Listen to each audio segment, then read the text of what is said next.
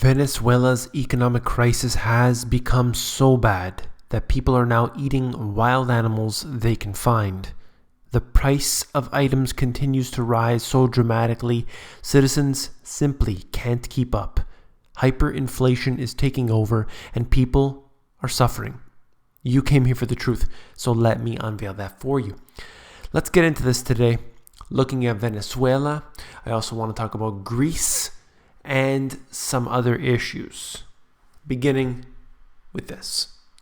After suffering months of merciless shortages of food, medicine, Venezuelans now face a new problem as a result of the economy's collapse.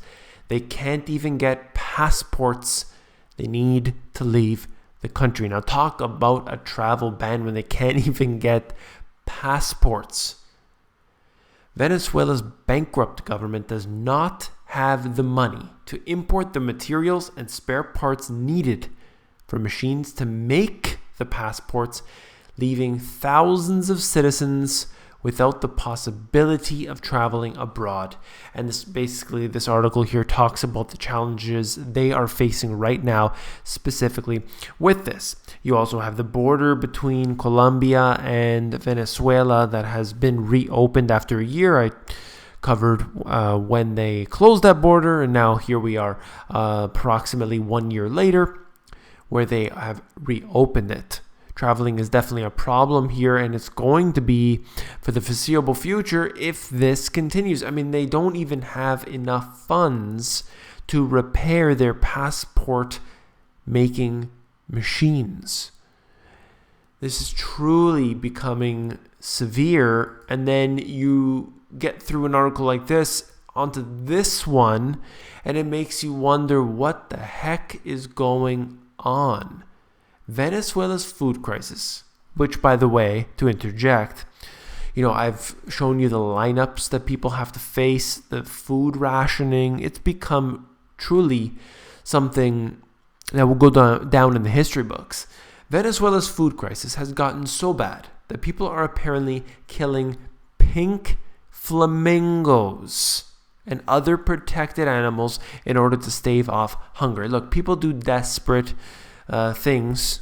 They become desperate when times are, in these dire straits. Well, this is happening right now. I won't read you the whole article, but I will cover a few points. Flamingo hunting is both illegal and uncommon in South American nation. Investigators from this particular university have noted at least 20 cases of bird carcasses being discovered with their breast and torsos removed. So they're basically being hunted and eaten. And this would seem to be, to some, rather normal. Regardless, the reason why this has taken place is because people are suffering. Flamingos aren't the only unusual animal to become a victim of Venezuela's worsening food crisis.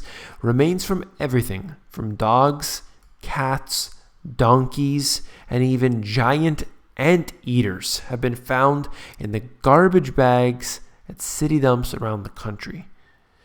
And just below this is basically talking with the waste disposal. They were saying that, normally we find a couple little things here and there, but now we are really getting used to seeing a lot of unusual parts, body parts and stuff from these animals. And it's absolute fact what's happening, and it is certainly really hit another level. When you try to intervene on an economy, you only make it worse. That is an absolute fact. The more intervention that there is, the worse things will get.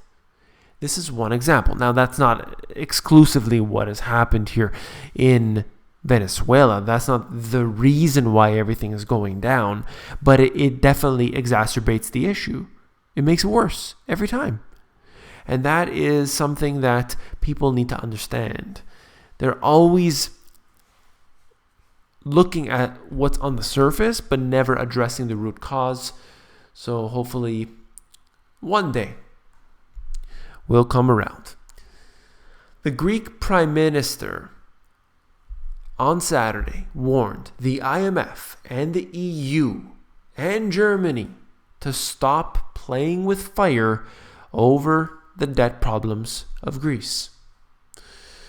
So basically what he said was, look, we owe some money, but chill out. That's pretty much the message. We expect, as soon as possible, that the IMF revise its forecast so that discussions continue at the technical level. There has been such a fight going back and forth. The IMF wants more austerity. Cut from pensions, cut from entitlement programs. And this is the fact, the obvious fact that those in Greece, they don't want to give up those pensions. They don't want to have entitlement reform. But you have those who are basically saying, we simply cannot afford it. And even when they had a referendum, even when they said, look, you decide, do you want a bailout? Yes or no? We're going to ask you. And then they voted and said no. And immediately, I mean, I can't remember exactly off the top of my head, but it seemed like within a week they accepted a bailout. I mean, they don't care. The government does not care. And it shows you, truly shows you, where this is all heading. Not just for Greece, but for Europe and, of course, the rest of the world. Switching gears into something that I talk about regularly.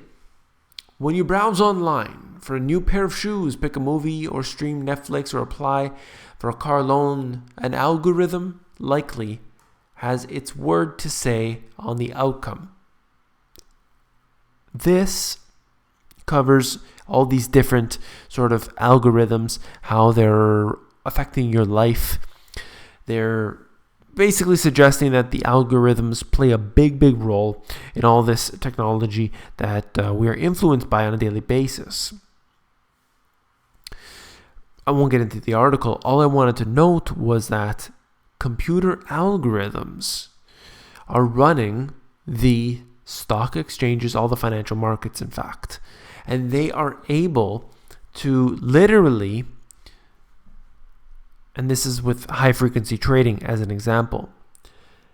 You as an investor go to place your bid on Apple stock at, let's say, $1 a share. You go to buy that stock. It sees you're going to buy it at $1 per share, and it actually buys it and sells it back to you at $1.01 per share. It's so fast, so intelligent that it's able to do that successfully every single time. That is what we are dealing with. That's the kind of competition that we have. That you can't even place simple trades without being beaten by technology. And you are not on the right side of that. I assure you, we're always on the losing side. This year, not going to get into the ins and outs, but the Bank of Canada blockchain test spotlight challenges, okay? They're just suggesting that it's not all good. They're suggesting, the sort of the cons about blockchain. I just find it very interesting that the Bank of Canada is discussing blockchain. It's interesting to see, digital cryptocurrencies, Bitcoin, blockchain. These are all getting major attention at this time. That's all I wanted to say. I know that many of my subscribers here are into Bitcoin. Thought I'd bring that to you. Would like to know your thoughts on that, of course. This right here is truly upsetting. And it seems like only in Canada someone could get away with this. Freedom granted to man who beheaded a bus passenger in Canada. So this guy gets on a coach bus, and he, I guess he looked like he was a diagnosed schizophrenic, and he starts stabbing the individual beside him, and then he, beheads him. He shows the head to the other people who had fled the bus. I mean, nobody, from what I understand, I couldn't read. I only read this article here and heard about it on the news at the time. People fled the bus, but from what I understand, they were standing outside the bus watching it. I mean, nobody's there to be helpful. I mean, we're a disarmed country here, obviously. Can't do much, I guess. So this happened back in 2008.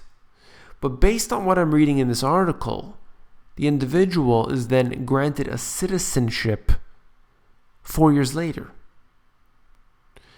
And that's absolutely shocking to me. So, number one, the guy kills a guy brutally. It's confirmed. It's him. That's it. The police got him. He gets off because he has schizophrenia, and then at the same time, he's given a citizenship. He's allowed to get a citizenship like this. I mean, it's unbelievable. You want to get away with murder, apparently you have to go to Canada.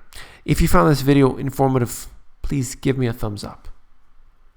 Last but not least, if you found the video informative, I know you will find my book, The Money GPS, even more informative.